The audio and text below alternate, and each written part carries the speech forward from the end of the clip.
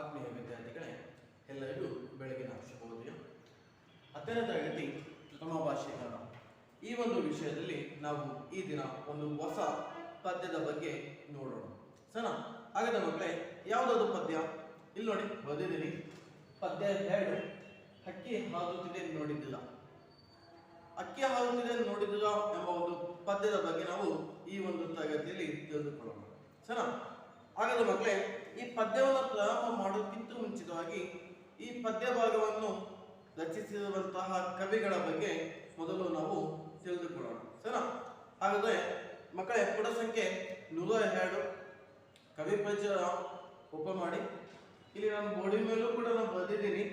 Okay, ಪುಟ ಸಂಖ್ಯೆ 102. ಇಲ್ಲಿ ನೋಡ್ತಾ ಹೋಗಿ. ಕವಿ ಪರಿಚಯ.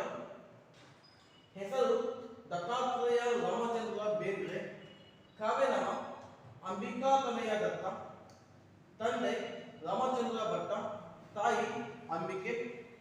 ಜನನ ಜನವರಿ 31, 1896 ಅಥವಾ ಕ್ರಿಸ್ತಶಕ 1896.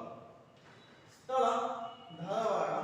ಸೇವೆ ಪ್ರೌಢಶಾಲಾ ಅಧ್ಯಾಪಕರಾಗಿ 1935ರಲ್ಲಿ ಸೊಲ್ಲಾಪುರದ ರಾಜಾರಾಮ್ ಕಾಲೇಜಿನಲ್ಲಿ ಕನ್ನಡ ಪ್ರಾಧ್ಯಾಪಕರಾಗಿ, ಧಾರವಾಡದ ಬಾನುಲಿ ಕೇಂದ್ರದ ಸಲಹೆಗಾರರಾಗಿ ಸೇವೆ ಸಲ್ಲಿಸಿದ್ದಾರೆ.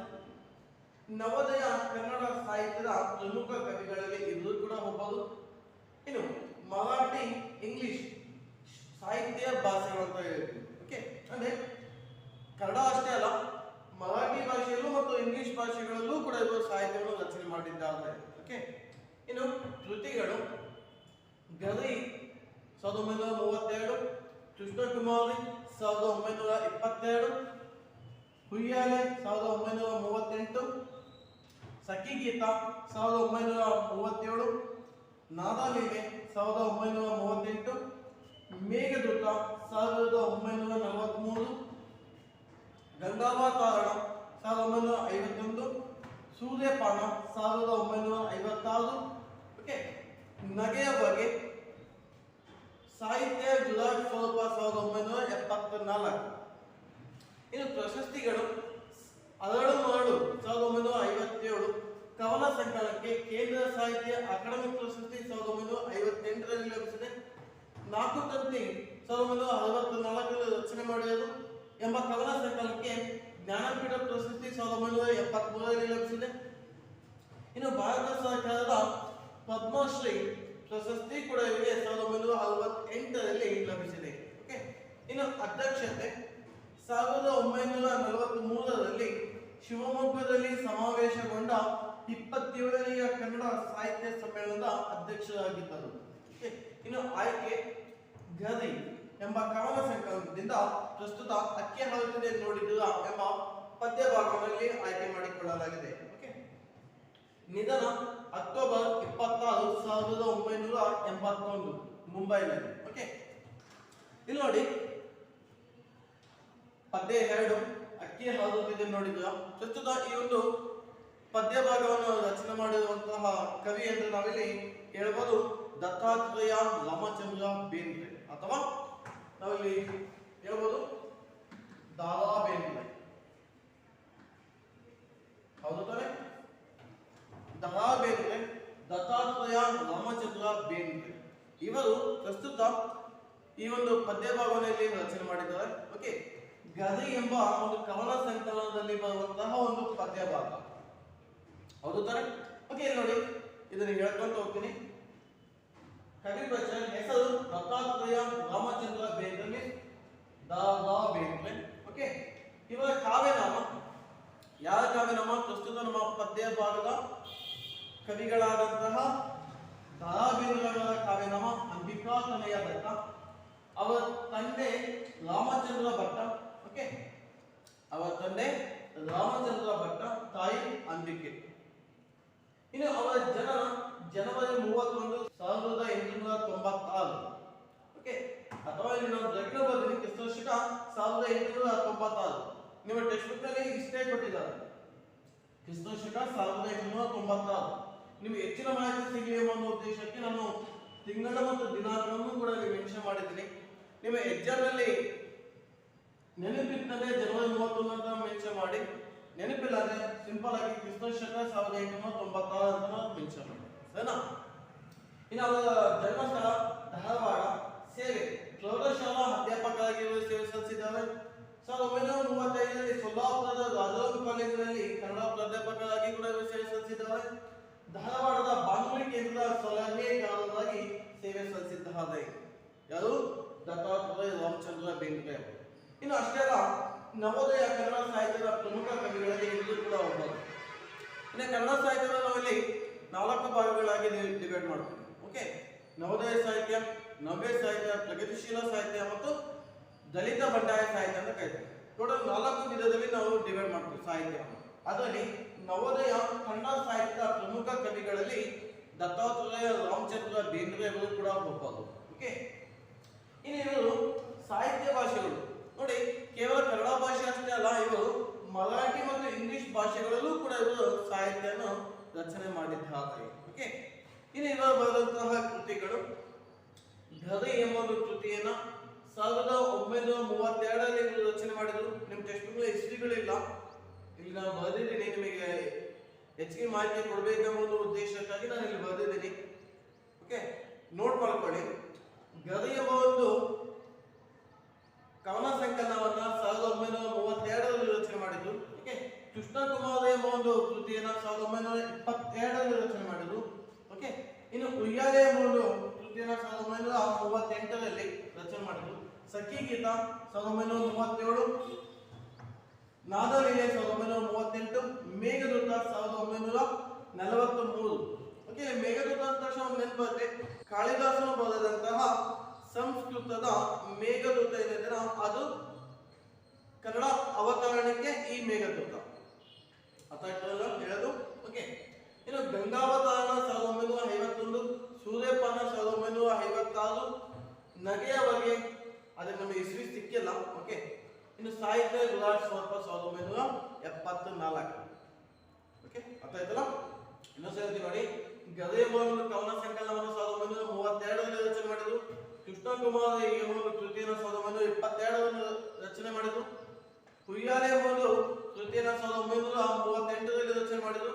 ಸಖಿ ಗೀತೆ ಎಂಬ ಒಂದು ಕೃತಿನ 1937ರಲ್ಲಿ ರಚನೆ ಮಾಡಿದ್ರು. ನಾದಲೀಲೆ ಎಂಬ ಒಂದು ಕೃತಿನ 1938ರಲ್ಲಿ ರಚನೆ ಮಾಡಿದ್ರು. ಮೇಘದೂತ 1943ರಲ್ಲಿ, ಗಂಗಾವತಾರಣ 1951ರಲ್ಲಿ, ಸೂರ್ಯಪಾನ 1956ರಲ್ಲಿ, ನಗೆಯ ಬಗ್ಗೆ ಇಸ್ವಿ ಸಿಕ್ಕಿಲ್ಲ.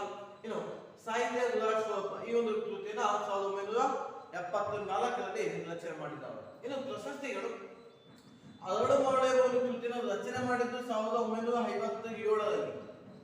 ಓಕೆ, ಅರಳು ಮರಳು ಎಂಬ ಒಂದು ಕೃತಿನ ರಚನೆ ಮಾಡಿದ್ದು 1957.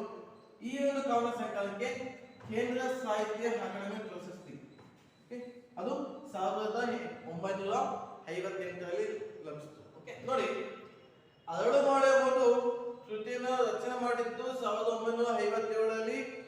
ಆ ಒಂದು ಕೃತಿಗೆ ಕೇಂದ್ರ ಸಾಹಿತ್ಯ ಅಕಾಡೆಮಿ ಪ್ರಶಸ್ತಿ ಕೂಡ ಲಭಿಸ್ತಾ ಇದೆ, ಅದು 1958ರಲ್ಲಿ. ಇನ್ನು ನಾಲ್ಕು ತಂತಿ ಎಂಬ ಒಂದು ಕವನ ಸಂಕಲನ, ಈ ನಾಲ್ಕು ತಂತಿ ಎಂಬ ಒಂದು ಕವನ ಸಂಕಲನವನ್ನು 1964ರಲ್ಲಿ ರಚನೆ ಮಾಡಿದ್ದಾರೆ. ಈ ಒಂದು ಕವನ ಸಂಕಲನಕ್ಕೆ ಜ್ಞಾನಪೀಠ ಪ್ರಶಸ್ತಿ ಕೂಡ ಲಭಿಸ್ತಾ ಇದೆ, ಅದು 1973ರಲ್ಲಿ. ಸರಿನಾ? ಇನ್ನು ಭಾರತ ಸರ್ಕಾರದಿಂದ ಪದ್ಮಶ್ರೀ ಪ್ರಶಸ್ತಿ ಅದು 1968ರಲ್ಲಿ ಲಭಿಸ್ತಾ ಇದೆ.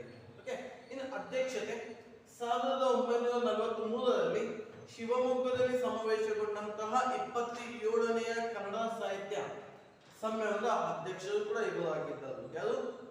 ಬೇಂದ್ರೆ, ದತ್ತಾತ್ರೇಯ ರಾಮಚಂದ್ರ ಬೇಂದ್ರೆ. ಏನು ಪ್ರಸ್ತುತ ಈ ಒಂದು ಪದ್ಯ ಭಾಗವನ್ನ ಗದೆ ಎಂಬ ಕವನ ಸಂಕಲನದಿಂದ ಆಯ್ಕೆ ಮಾಡಿಕೊಳ್ಳಲಾಗಿದೆ. ಇವರ ನಿಧನ ವಿಧಿವಶರಾಗಿದ್ದು ಅಕ್ಟೋಬರ್ 26, 1981ರಲ್ಲಿ, ಅದು ಮುಂಬೈ ಎಂಬ ಒಂದು ನಗರದಲ್ಲಿ ಇವರು ವಿಧಿವಶರಾದರು. ಅರ್ಥ ಆಯ್ತಾ ಮಕ್ಕಳೇ? ಇದಿಷ್ಟು ಈ ಒಂದು ಪದ್ಯ ಭಾಗದಲ್ಲಿ ಬರುವಂತಹ ಕವಿಗಳ ಒಂದು ಪರಿಚಯ. ಓಕೆ, ನಿಮಗೆಲ್ಲ ಅರ್ಥ ಆಗಿದೆ ಅಂತ ಅನ್ಕೊತೀನಿ. ಓಕೆ, ಇಲ್ಲಿ ಇಸ್ವಿಗಳನ್ನು ಕೂಡ ನಾನು ಬರೆದಿದ್ದೀನಿ, ನೋಟ್ ಮಾಡ್ಕೊಂಡಿದ್ದೀರಿ ಅಂತ ನಾನು ಭಾವಿಸ್ತೀನಿ, ಸರಿನಾ? ಓಕೆ, ಇನ್ನು ಮುಂದಿನ ಭಾಗಕ್ಕೆ ನಾವು ಹೋಗೋಣ. ಓಕೆ, ಇಲ್ಲಿ ಕವಿ ಪರಿಚಯದ ಕೆಳಗಡೆ ಇದೆ ನೋಡಿ ಆಶಯ ಭಾವ. ಓಕೆ, ನೋಡ್ತಾ ಹೋಗಿ, ನೋಡ್ತಾ ಇದ್ದಾರೆ ತಾನೆ? Okay fine. ಚಲನಶೀಲತೆ ಜೀವಂತಿಕೆಯ ಗುಣ. ನಿಸರ್ಗದ ಹೊಂದಾಣಿಕೆಯಂತೆ ಕಾಲ ಹೊರಡುತ್ತದೆ, ಅದಕ್ಕೆ ತಡೆ ಎಂಬುದಿಲ್ಲ. ಎಂತಹ ಪ್ರಭಾವಶಾಲಿಯಾದರೂ ನಿಸರ್ಗದತ್ತವಾದ ಕಾಲಚಕ್ರದ ಎದುರಿನಲ್ಲಿ ತಲೆ ಬಾಗಲೇಬೇಕು, ಅದಕ್ಕೆ ಹೊಂದಿಕೊಳ್ಳಬೇಕು. ಆಯಾ ಕಾಲದಲ್ಲಿ ನಡೆದ ಪ್ರತಿಯೊಂದು ಘಟನೆಯೂ ಕಾಲ ಉರುಳಿದಂತೆ ಇತಿಹಾಸವಾಗುತ್ತಾ ಹೋಗುತ್ತದೆ. ಕವಿ ಬೇಂದ್ರೆ ಅವರು ಕಾಲದ ಗತಿಯನ್ನು ಆಳುವ ಅಕ್ಕಿಯೊಂದಿಗೆ ಸಮೀಕರಿಸಿ ನೋಡುವ ಪ್ರಯತ್ನ ಮಾಡಿದ್ದಾರೆ. ಅಕ್ಕಿಯ ಆಳ್ವಿಕೆಯ ಪ್ರಕೃತಿಯ ಸಹಜ ಕ್ರಿಯೆಯೊಂದಿಗೆ ಯುಗಗಳೇ ಉರುಳಿ ಹೊಸತನಕ್ಕೆ ತೆರೆದುಕೊಳ್ಳುವ ಸಂಕೇತವೂ ಆಗಿದೆ. ಶುಕ್ರ, ಚಂದ್ರ, ಮಂಗಳ ಲೋಕ ಸಂಚಾರ ಕಾಲದ ಒಂದು ಭೌತಿಕ ಲಕ್ಷಣ. ಬ್ರಿಟಿಷರ ಸಾಮ್ರಾಜ್ಯಶಾಹಿಯಿಂದ ಪಾರಾಗುವ ಸ್ವಾತಂತ್ರ್ಯ ಚಿಂತನದ ಕಲ್ಪನಾ ಪಕ್ಷಿಯ ಹಾರಾಟವು ಇನ್ನೊಂದು ಲಕ್ಷಣ. ಇದಲ್ಲದೆ ಮಂಗಳ ಲೋಕದ ಅಂಗಳಕ್ಕೆ ಮಾನವನು ಹೇರುವ ಸೂಚನೆಯನ್ನು ಸಾರಿದ ಕವನ ಇದಾಗಿದೆ ಎನ್ನುವುದು ಗಮನಾರ್ಹ. ಕಾಲಪಕ್ಷಿಯ ಹೊಡೆತಕ್ಕೆ ಮಾನವನ ಪ್ರಪಂಚದಲ್ಲಾಗುವ ವೈಚಿತ್ರ್ಯ ವಿಸ್ಮಯದಲ್ಲಿ ಒಂದು ಉದ್ಗಾರವಿದೆ. ಇಂಥ ಭಾವಗೀತೆಯೊಂದನ್ನು ಪರಿಚಯಿಸುವುದೇ ಇಲ್ಲಿನ ಆಶಯವಾಗಿದೆ. ಓಕೆ, ಇಲ್ಲಿ ನೋಡಿ, ಚಲನಶೀಲತೆ ಜೀವಂತಿಕೆಯ ಗುಣ. ಅಂದ್ರೆ ಚಲನಶೀಲತೆ ಅಂತ ನಾವು ಹೇಳ್ಬೋದು, ನಾವು ಒಂದ್ ಕಡೆಯಿಂದ ಮತ್ತೊಂದು ಕಡೆಯಿಂದ ಚಲಿಸ್ತೀವಲ್ಲ, ಅದು ಏನು ಐಡೆಂಟಿಫಿಕೇಶನ್ ಮಾಡುತ್ತೆ, ಅದು ಏನು ತೋರಿಸ್ಕೊಡುತ್ತೆ? ಜೀವಂತಿಕೆಯನ್ನು ತೋರಿಸ್ಕೊಡುತ್ತೆ. ಅಂದ್ರೆ ಆ ಒಂದು ವಸ್ತುವಿನಲ್ಲಿ ಜೀವ ಇದೆ ಅನ್ನೋದು ತೋರಿಸ್ಕೊಡುತ್ತೆ. ಓಕೆ, ನಮ್ಮಲ್ಲಿ ಜೀವ ಇದೆ ಅಂದ್ರೆ ನಾವು ಒಂದ್ ಕಡೆಯಿಂದ ಮತ್ತೊಂದು ಕಡೆ ನಡೆದಾಡುವುದು ಅಥವಾ ಮಾತನಾಡುವುದು, ಓಕೆ, ಇವೆಲ್ಲವನ್ನು ಜೀವ ಇದೆ ಎಂದು ನಮಗೆ ತೋರಿಸ್ಕೊಡುತ್ತೆ. ಓಕೆ, ಹಾಗಾಗಿ ಚಲನಶೀಲತೆ ಜೀವಂತಿಕೆಯ ಒಂದು ಗುಣ. ಜೀವಂತಿಕೆಯ ಒಂದು ಗುಣ ಯಾವುದಪ್ಪ? ಅದು ಚಲನಶೀಲತೆ. ಓಕೆ, ನಿಸರ್ಗದ ಹೊಂದಾಣಿಕೆಯಿಂದ ಕಾಲ ಉರುಳುತ್ತದೆ. ನೋಡಿ, ನಿಸರ್ಗ ಮೀನ್ಸ್ ಪರಿಸರ. ಓಕೆ, ಆ ನಿಸರ್ಗದ ಒಂದು ಹೊಂದಾಣಿಕೆಯಂತೆ ಏನಾಗ್ತಾ ಕಾಲ ಉರುಳುತ್ತಾ ಇದೆ, ಸಮಯ ಹೋಗ್ತಾ ಇದೆ, ಮುಂದೆ ಹೋಗ್ತಾ ಇದೆ, ಮುಂದೆ ಚಲಿಸ್ತಾ ಇದೆ. ಓಕೆ, ಅದಕ್ಕೆ ತಡೆ ಎಂಬುದಿಲ್ಲ. ನೋಡಿ, ಕಾಲಕ್ಕೆ ತಡೆ ಅನ್ನೋದಿದೆನಾ? ಇಲ್ಲ. ತಡೆಯನ್ನು ಯಾವ್ದಾದ್ರು ನಿಲ್ಲಿಸಕ್ ಸಾಧ್ಯನಾ? ಒಂದು ತಾಸು ನಿಲ್ಸಕ್ ಸಾಧ್ಯನಾ? ಒಂದು 2 ತಾಸು ನಿಲ್ಸಕ್ ಸಾಧ್ಯನಾ? ಇಲ್ಲ. ನಾವು ನಿಂತ್ಕೊಂಡು ಅದು ಕಾಲ ಏನ್ ಮಾಡುತ್ತೆ? ಮುಂದೆ ಹೋಗ್ತಾನೆ ಇರುತ್ತೆ, ನಿಲ್ಲಲ್ಲ, ಯಾವತ್ತೂ ಕೂಡ ನಿಲ್ಲಲ್ಲ. ಓಕೆ, ಅದಕ್ಕೆ ತಡೆ ಎಂಬುದು ಇಲ್ಲ. ಎಂತಹ ಪ್ರಭಾವಶಾಲಿಯಾದರೂ ನಿಸರ್ಗದತ್ತವಾದ ಕಾಲಚಕ್ರದ ಎದುರಿನಲ್ಲಿ ತಲೆ ಬಾಗಲೇಬೇಕು. ನೋಡಿ, ಎಂತಹ ಪ್ರಭಾವಶಾಲಿ ವ್ಯಕ್ತಿಗಳಾಗಿದ್ದರೂ ಕೂಡ ಆ ಒಂದು ನಿಸರ್ಗದತ್ತವಾದಂತಹ ಕಾಲಚಕ್ರದ ಎದುರಿನಲ್ಲಿ ತಲೆ ಬಾಗಲೇಬೇಕು. ಅಂದ್ರೆ ಪ್ರಭಾವಶಾಲಿ ಅಂದ್ರೆ ಎಂತ ದೊಡ್ಡ ಶ್ರೀಮಂತನಾಗಿದ್ದರೂ ಕೂಡ ಕಾಲಚಕ್ರದ ಎದುರಿನಲ್ಲಿ ಒಂದು ತಲೆ ಬಾಗಲೇಬೇಕು. ಹೌದಾ? ಈ ಕಾಲಚಕ್ರ ಎಲ್ಲರನ್ನೂ ಈಕ್ವಲ್ ಆಗಿ ನೋಡುತ್ತೆ. ಏನು ಬಡವ, ಏನು ಶ್ರೀಮಂತ, ಹೌದಾ? ಈ ಯಾವ ವ್ಯತ್ಯಾಸವೂ ಕೂಡ ಆ ಒಂದು ಕಾಲಚಕ್ರಕ್ಕೆ ಇರಲ್ಲ. ಓಕೆ, ಎಂತಹ ಪ್ರಭಾವಶಾಲಿಯಾದರೂ ನಿಸರ್ಗದತ್ತವಾದಂತಹ ಕಾಲಚಕ್ರದ ಎದುರಿನಲ್ಲಿ ತಲೆ ಬಾಗಲೇಬೇಕು. ಹೌದು ತಾನೆ? ನೋಡಿ, ನನ್ನ ಕಡೆ ದುಡ್ಡಿದೆಪ್ಪ, ಕೋಟಿ ರೂಪಾಯಿ ಕೊಡ್ತೀನಿ, ಆ ಒಂದು ತಾಸು ಸಮಯವನ್ನ ಹಿಡಿದು ನಿಲ್ಸಕ್ ಸಾಧ್ಯನಾ? ಸಾಧ್ಯ ಇಲ್ಲ. ಹೌದಾ? ಯಾಕೆ? ಅದು ಮುಂದೆ ಹೋಗ್ತಾನೆ ಇರುತ್ತೆ, ಅದಕ್ಕೆ ತಡೆ ಎಂಬುದಿಲ್ಲ. ಹೌದಾ? ನೋಡಿ, ಅದಕ್ಕೆ ಹೊಂದಿಕೊಳ್ಳಬೇಕು, ನಾವು ತಲೆ ಬಾಗಿಸಬೇಕು ಮತ್ತು ಅದಕ್ಕೆ ನಾವು ಹೊಂದ್ಕೋಬೇಕು. ಯಾವುದಕ್ಕೆ? ಆ ಒಂದು ಸಮಯಕ್ಕೆ, ಆ ಕಾಲಗಳಿಗೆ ನಾವು ಹೊಂದಿಕೊಳ್ಳಲೇಬೇಕಾಗುತ್ತೆ. ಆಯಾ ಕಾಲದಲ್ಲಿ ನಡೆದ ಪ್ರತಿಯೊಂದು ಘಟನೆಯು ಕಾಲ ಉರುಳಿದಂತೆ ಇತಿಹಾಸವಾಗುತ್ತಾ ಹೋಗುತ್ತದೆ. ನೋಡಿ, ಆಯಾ ಕಾಲದಲ್ಲಿ ನಡೆದಂತಹ ಘಟನೆಗಳು, ನೋಡಿ, ಆಯಾ ಕಾಲದಲ್ಲಿ ನಡೆದಂತಹ ಪ್ರತಿಯೊಂದು ಘಟನೆಗಳು ಕಾಲ ಉರುಳಿದಂತೆ ಏನಾಗ್ತಾ ಹೋಗುತ್ತೆ? ಇತಿಹಾಸವಾಗುತ್ತಾ ಹೋಗುತ್ತದೆ. ನಿನ್ನೆ ನಡೆದಂತಹ ಘಟನೆಗಳು ಇವತ್ತಿಗೆ ಇತಿಹಾಸ, ಇವತ್ತು ನಡೆದಂತಹ ಘಟನೆಗಳು ನಾಳೆಗೆ ಇತಿಹಾಸ. ಅಂದ್ರೆ ಪ್ರತಿಯೊಂದು ಒಂದು ಸಮಯದಲ್ಲಿ ಅಥವಾ ಒಂದು ಕಾಲದಲ್ಲಿ ನಡೆದಂತಹ ಪ್ರತಿಯೊಂದು ಘಟನೆಗಳು ಕೂಡ ಕಾಲ ಉರುಳಿದಂತೆ ಅದು ಇತಿಹಾಸದ ಪುಟಗಳನ್ನ ಸೇರ್ತಾ ಹೋಗುತ್ತೆ. ಹೌದು ತಾನೆ? ಹೌದು ತಾನೆ? ಹಾಗಾಗಿ ನೋಡಿ, ಆಯಾ ಕಾಲದಲ್ಲಿ ನಡೆದ ಪ್ರತಿಯೊಂದು ಘಟನೆಯು ಕಾಲ ಉರುಳಿದ ಗತಿಯನ್ನು ಹಾರುವ ಹಕ್ಕಿಯೊಂದಿಗೆ ಸಮೀಕರಿಸಿ ನೋಡುವ ಪ್ರಯತ್ನ ಮಾಡಿದ್ದಾರೆ. ನೋಡಿ, ಕವಿ ದತ್ತಾತ್ರೇಯ ರಾಮಚಂದ್ರ ಬೇಂದ್ರೆ ಅವರು ಕಾಲದ ಗತಿಯನ್ನು ಆ ಒಂದು ಕಾಲ ಸಮಯದ ಗತಿಯನ್ನ ಆಳುವ ಹಕ್ಕಿಯೊಂದಿಗೆ ಆಳುವಂತಹ ಹಕ್ಕಿಯೊಂದಿಗೆ ಸಮೀಕರಿಸಿ ನೋಡುವ, ಆಳುವ ಹಕ್ಕಿಯೂ ಒಂದೇ ಈ ಕಾಲವೂ ಒಂದೇ ಎನ್ನುವ ರೀತಿಯಲ್ಲಿ ದತ್ತಾತ್ರೇಯ ರಾಮಚಂದ್ರ ಬೇಂದ್ರೆಯವರು ಒಂದು ಮಾತನ್ನು ಹೇಳ್ತಾ ಇದ್ದಾರೆ. ಓಕೆ, ನೋಡಿ ಇಲ್ಲಿ ದತ್ತಾತ್ರೇಯ ರಾಮಚಂದ್ರ ಬೇಂದ್ರೆಯವರು ಕಾಲದ ಗತಿಯನ್ನು ಆಳುವ ಹಕ್ಕಿಯೊಂದಿಗೆ ಸಮೀಕರಿಸಿ ನೋಡುವ ಪ್ರಯತ್ನ ಮಾಡ್ತಾ ಇದ್ದಾರೆ. ಎರಡು ಒಂದೇ ಒಂದು ರೀತಿಯಲ್ಲಿ ಅವರು ನೋಡ್ತಾ ಇದ್ದಾರೆ. ಯಾವುದನ್ನ? ಒಂದು ಕಾಲ, ಮತ್ತೊಂದು ಹಾರುವ ಹಕ್ಕಿ. ಇವೆರಡೂ ಕೂಡ ಒಂದೇ ಒಂದು ಸಮೀಕರಿಸಿ ನೋಡುವಂತಹ ಒಂದು ಪ್ರಯತ್ನ ಯಾರು ಮಾಡ್ತಾ ಇದ್ದಾರೆ? ಬೇಂದ್ರೆಯವರು ಮಾಡ್ತಾ ಇದ್ದಾರೆ. ಓಕೆ, ಅಕ್ಕಿಯ ಆಳುವಿಕೆಯ ಪ್ರಕೃತಿಯ ಸಹಜ ಕ್ರಿಯೆಯೊಂದಿಗೆ ಯುಗಗಳೇ ಹುರುಳಿ ಹೊಸತನಕ್ಕೆ ತೆರೆದುಕೊಳ್ಳುವ ಸಂಕೇತವೂ ಆಗಿದೆ. ನೋಡಿ, ಅಕ್ಕಿಯ ಆಳುವಿಕೆ, ಅಕ್ಕಿಯ ಹಾಲುವುದು. ಓಕೆ, ಫ್ಲೈ ಆಗುತ್ತಲ್ಲ, ಅಕ್ಕಿ ಹಾರುತ್ತಲ್ಲ. ಓಕೆ, ಆ ಹಾರುವಿಕೆ ಪ್ರಕೃತಿಯ ಸಹಜ ಕ್ರಿಯೆ, ಪ್ರಕೃತಿಯಲ್ಲಿ ಸಹಜವಾದಂತಹ ಒಂದು ಕ್ರಿಯೆ. ಈ ನಮ್ಮ ಪ್ರಕೃತಿಯಲ್ಲಿ ಸಹಜವಾದಂತಹ ಕ್ರಿಯೆ ಮಾನವದೇನು? ಒಂದ್ ಕಡೆಯಿಂದ ಮತ್ತೊಂದ್ ಕಡೆ ಚಲಿಸೋದು, ನಡೆಯೋದು, ಹೌದು ತಾನೆ? ಅದೇ ರೀತಿ ಅಕ್ಕಿಗಳದ್ದು ಒಂದ್ ಕಡೆ ಇನ್ನೊಂದ್ ಕಡೆ ಹೋಗ್ಬೇಕೇನಾದ್ರು ಹಾರಲೇಬೇಕು, ಹೌದಾ? ಅದೇ ರೀತಿ ಆಳುವಿಕೆ ಪ್ರಕೃತಿಯ ಸಹಜ ಕ್ರಿಯೆಯೊಡನೆ ಯುಗಗಳೇ ಹುರುಳಿ ಹೊಸತನಕ್ಕೆ ತೆರೆದುಕೊಳ್ಳುವ ಸಂಕೇತವೂ ಆಗಿದೆ. ನೋಡಿ, ಯುಗಗಳೇ ಹುರುಳಿ ಹೋಗ್ತಾ ಇದೆ, ಅಷ್ಟೇ ಅಲ್ಲ ಹೊಸತನಕ್ಕೆ ತೆರೆದುಕೊಳ್ಳುವ ಸಂಕೇತವೂ ಕೂಡ ಅದು ಆಗ್ತಾ ಇದೆ ಎಂಬ ಮಾತನ್ನ ಯಾರು ಹೇಳ್ತಾ ಇದ್ದಾರೆ? ದ.ರಾ ಬೇಂದ್ರೆಯವರು ಹೇಳ್ತಾ ಇದ್ದಾರೆ.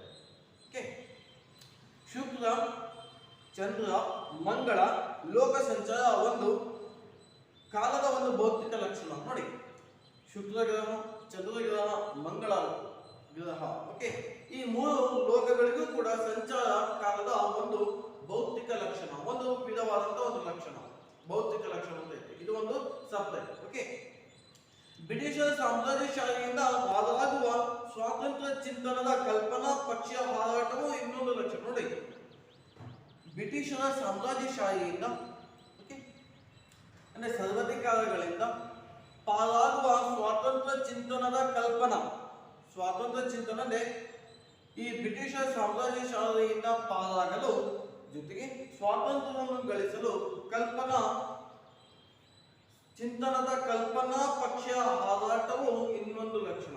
ಅಂದ್ರೆ ಎರಡು ಲಕ್ಷಣಗಳು ಹೇಳ್ತಾ ಇದ್ದಾರೆ. ಒಂದು ಭೌತಿಕ ಲಕ್ಷಣ, ಮತ್ತೊಂದು ಕಲ್ಪನಾ ಪಕ್ಷೀಯ ಹಾರಾಟವು ಇನ್ನೊಂದು ಲಕ್ಷಣ. ಅಂದ್ರೆ ಇಲ್ಲಿ ಕಾಲ ಹುರುಳಿನಂತೆ ಏನಾಯ್ತು? ನಾವು ನೋಡಿ 350 ವರ್ಷಗಳ ಕಾಲ ಬ್ರಿಟಿಷರ ಅಧೀನದಲ್ಲಿದ್ವಿ ನಾವು, ಹೌದಾ? ಅನಂತರದಲ್ಲಿ ಕಾಲ ಹುರುಳಿನಂತೆ ಏನಾಯ್ತು? ನಮಗೆ ಕೂಡ ಸ್ವಾತಂತ್ರ್ಯ ಸಿಕ್ತು, ಹೌದಾ? ಹಾಗೆ ಸ್ವಾತಂತ್ರ್ಯ ಚಿಂತನದ ಕಲ್ಪನಾ ಪಕ್ಷೀಯ ಹಾರಾಟವು ಇನ್ನೊಂದು ಲಕ್ಷಣ. ಅಂದ್ರೆ ಪಕ್ಷೀಯ ಹಾರಾಟವನ್ನು ಕಾಲಗಳಿಗೆ ಹೋಲಿಸಿದ್ದಾರೆ, ಹೌದಾ? ಕಾಲದ ಸಂಕೇತ ಅಂತ ನಾವು ಹೇಳಿದ್ವಿ. ಹಾಗೆ ಪಕ್ಷಿ ಯಾವ ರೀತಿ ಹಾರುತ್ತಾ ಇದೆ, ಕಾಲ ಅದೇ ರೀತಿ ಮುಂದೆ ಹೋಗ್ತಾ ಇದೆ, ಯುಗಗಳು ಹುರುಳುತ್ತಾ ಇದೆ. ಆ ಹುರುಳಿದ ಕಾರಣಕ್ಕಾಗಿ ಈ ಬ್ರಿಟಿಷರ ಅಧೀನದಲ್ಲಿದ್ದಂತ ನಾವು ಸ್ವಾತಂತ್ರ್ಯ ಗಳಿಸಿದ್ವಿ, ಅಲ್ಲ? ಇದು ಕೂಡ ಮತ್ತೊಂದು ಲಕ್ಷಣ ಅಂತ ನಾವು ಕರಿತೀವಿ. ಇಷ್ಟೇ ಅಲ್ಲದೆ ಮಂಗಳ ಲೋಕದ ಅಂಗಳಕ್ಕೆ ಮಾನವನು ಹೇರುವ ಸೂಚನೆಯನ್ನು ಸಾರಿದ ಕವನ ಇದಾಗಿದೆ ಎಂಬುದು ಗಮನಾರ್ಹ. ನೋಡಿ, ಏನಾಗ್ತದೆ? ಇಷ್ಟೇ ಅಲ್ಲ, ಮಂಗಳ ಲೋಕದ ಅಂಗಳಕ್ಕೆ ಮಾನವನು ಹೇರುವ ಸೂಚನೆಯನ್ನು ಸಾರ್ತಾ ಇದೆ. ನೋಡಿ, ಇವತ್ತು ಮಂಗಳ ಗ್ರಹಕ್ಕೆ ಕೂಡ ಮಾನವನು ಪ್ರವೇಶ ಮಾಡ್ತಾ ಇದ್ದಾನೆ, ಓಕೆ, ಎಂಬ ವಿಚಾರವನ್ನು ಹೇಳುವಂತಹ ಕವನವೂ ಕೂಡ ಈ ಒಂದು ಕವನ ಆಗಿದೆ. ಯಾವುದು? ಅಕ್ಕಿ ಹಾದುತ್ತಿದೆ ನೋಡಿದ್ದು ನಾವು. ಓಕೆ, ಕವನ ಇದಾಗಿದೆ ಎಂಬುದು ಗಮನಾರ್ಹವಾದಂತಹ ಅಂಶ, ಗಮನಿಸಬೇಕಾದಂತಹ ಒಂದು ಅಂಶ. ಕಾಲ ಪಕ್ಷಿಯ ಬಡಿತಕ್ಕೆ ಮಾನವನ ಪ್ರಪಂಚದಲ್ಲಾಗುವ ವೈಚಿತ್ರ್ಯದ ವಿಸ್ಮಯದಲ್ಲಿ ಒಂದು ಉದ್ಗಾರವಿದೆ. ನೋಡಿ, ಕಾಲ ಪಕ್ಷಿಯ ಒಂದು ಹೊಡೆತಕ್ಕೆ ಮಾನವ ಪ್ರಪಂಚದಲ್ಲಾಗುವಂತಹ ವೈಚಿತ್ರ್ಯದ ವಿಸ್ಮಯದಲ್ಲಿ ಒಂದು ಉದ್ಗಾರವಿದೆ. ನೋಡಿ, ಇವತ್ತು ಕಾಲ ಪಕ್ಷಿಯ ಹೊಡೆತಕ್ಕೆ ಮಾನವನ ಪ್ರಪಂಚದಲ್ಲಿ ಏನಾಗ್ತಾ ಇದೆ? ವೈಚಿತ್ರ್ಯ ಇಲ್ಲಿ ಉಂಟಾಗ್ತಾ ಇದೆ. ಅಷ್ಟೇ ಅಲ್ಲ, ಆ ವೈಚಿತ್ರ್ಯದ ವಿಸ್ಮಯದಲ್ಲಿ ಒಂದು ಉದ್ಗಾರವಿದೆ, ಒಂದು ಉದ್ಗಾರ, ಒಂದು ಘೋಷಣೆ. ಏನದು? ಕಾಲ ಉರುಳಿದಂತೆ ನಾವು ಕೂಡ ಬದಲಾಗಬೇಕು. ಹೌದು ನೋಡಿ, ಆ ಕಾಲ ಪಕ್ಷಿಯ ಬಡಿತಕ್ಕೆ ಮಾನವ ಪ್ರಪಂಚವತ್ತು ಹಲ್ಲೋಲ ಕಲ್ಲೋಲ ಆಗ್ತಾ ಇದೆ. ಫಾರ್ ಎಕ್ಸಾಂಪಲ್ COVID-19 ಅಂತ ನಾವಾಯ್ತು. ಹೌದಾ? ಹೌದು ತಾನೆ? ಅದು ಯಾವ ರೀತಿ ನಿಮಗೆಲ್ಲ ನೋಡ್ತಾ ಇದ್ದೀರಿ. ಹೌದಾ? ನಿಮಗೆಲ್ಲ ಗೊತ್ತಿದೆ. ಇವತ್ತು ಕಾಲ ಉರುಳಿದಂತೆ ಇವತ್ತು ಏನಾಗ್ತದೆ, ಮಾನವನ ಪ್ರಪಂಚದಲ್ಲಿ ಸಾಕಷ್ಟು ಬದಲಾವಣೆಗಳನ್ನು ಆಗ್ತಾ ಇದೆ. ಹೌದಲ್ಲ? ಹಾಗೆ ವೈಚಿತ್ರ್ಯದ ವಿಸ್ಮಯದಲ್ಲಿ ಒಂದು ಉದ್ಗಾರವಿದೆ. ಯಾವುದು? ಈ ಒಂದು ಪದ್ಯಭಾಗ. ಇಂಥ ಭಾವಗೀತೆಯೊಂದನ್ನು ಪರಿಚಯಿಸುವುದೇ ಪ್ರಸ್ತುತ ಈ ಒಂದು ಆಶಯವಾಗಿದೆ, ಈ ಪದ್ಯಭಾಗದ ಆಶಯವಾಗಿದೆ. ಓಕೆ, ಇಂತಹ ಭಾವಗೀತೆಯೊಂದನ್ನು ಇಲ್ಲಿ ಪರಿಚಯ ಕೊಡುವುದು ಪ್ರಸ್ತುತ ಈ ಒಂದು ಪದ್ಯಭಾಗದ ಆಶಯಭಾವ. ಅರ್ಥ ಆಯ್ತಾ ಮಕ್ಕಳೇ? ಓಕೆ, ಅರ್ಥ ಆಗಿದೆ ಅಂತ ನಾನು ಅನ್ಕೊಂತೀನಿ. ಇನ್ನು ಮುಂದಿನ ಒಂದು ಕಾಗಕ್ಕೆ ಹೋಗ್ಬೇಕಂದ್ರೆ ಪ್ರವೇಶ. ಇಲ್ಲಿ ನೋಡಿ, ಪ್ರವೇಶ ಭಾಗ ಪುಟ ಸಂಖ್ಯೆ 100 ಪುಟ ತಿರುಗಿಸಿ. ಓಕೆ, ತಿರುಗಿಸುತ್ತಾನೆ. ಈಗ ನೋಡ್ತಾ ಹೋಗಿ. ಪ್ರವೇಶ ಭಾಗ ನವೋದಯ ಕಾಲದ ಜನಪ್ರಿಯ ಪ್ರಕಾರಗಳಲ್ಲಿ, ಕಾವ್ಯ ಪ್ರಕಾರಗಳಲ್ಲಿ ಭಾವಗೀತೆ ಮೊದಲನೇ.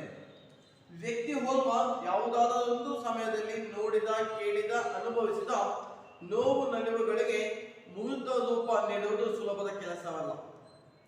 ಪ್ರತಿಭಾವಂತರಿಂದ ಮಾತ್ರ ಆಗುವಂಥದ್ದು. ಪ್ರತಿಭಾನ್ವಿತ ವ್ಯಕ್ತಿಯ ಅನುಭವ, ಭಾವ ತೀವ್ರತೆಯ ಜೊತೆಯಲ್ಲಿ ಗೇಯವನ್ನು ಒಳಗೊಂಡು ಅಭಿವ್ಯಕ್ತಿಯನ್ನು ಪಡೆದಾಗ ಅದು ಭಾವಗೀತೆಯಾಗುತ್ತದೆ. ಇಂತಹ ಭಾವಗೀತೆ ವೈಯಕ್ತಿಕ ನೆಲೆಯಲ್ಲಿದ್ದು ಸಾರ್ವತ್ರಿಕ ಮನ್ನಣೆಯನ್ನು ಪಡೆಯುವಂತಿದ್ದರೆ ಭಾವಗೀತೆಯ ಸೊಗಸು ಮತ್ತಷ್ಟು ಹೆಚ್ಚುತ್ತದೆ. ಭಾವಗೀತೆ ಧ್ವನಿಪೂರ್ವಕವಾಗಿದ್ದರೆ ಗೀತೆಯ ಸೌಂದರ್ಯಕ್ಕೆ ಮತ್ತಷ್ಟು ಮೆರುಗು ಬರುತ್ತದೆ.